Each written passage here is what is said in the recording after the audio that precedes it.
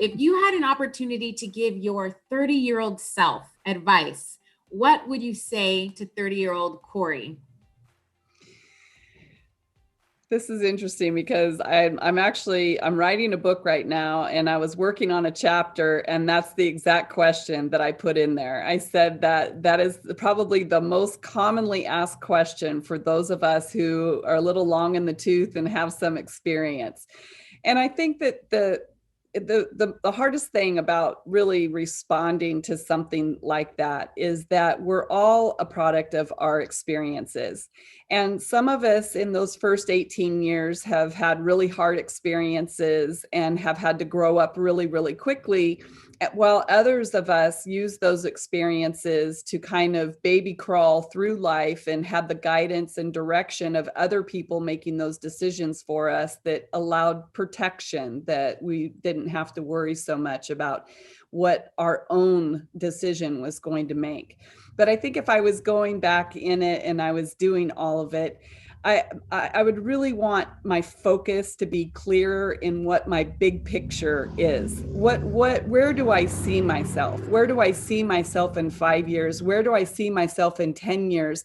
And who can I find who's already there, so that I can find that person as a mentor to be able to help kind of lead me through those experiences that I haven't had a chance to experience. And so for sure, that's what I would do. Find a mentor much, much earlier in life, kind of lean on someone. One of the biggest things we have to remember is our ability to communicate, not only for us to be able to talk and communicate to others, but to communicate to people how we expect them to treat us or how we expect them to respond to a certain situation.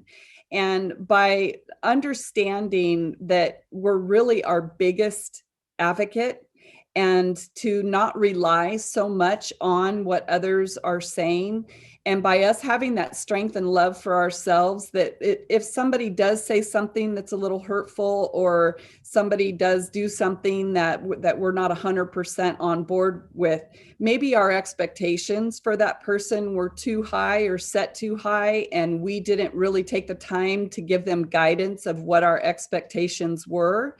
And then also just realizing that if we do care and love about ourselves and have that understanding of self-awareness of our qualities and where we're good at, that when somebody says something hurtful, we really need to realize that's them self-reflecting into themselves, and that they're really just out to kind of try to step on the stone that's a little bit higher than us, and really just have an appreciation and love for ourselves and understand that they're in the place that they're at. And one day I'm going to be where I need to be. And so I only just need to focus on what I'm doing and where I'm going.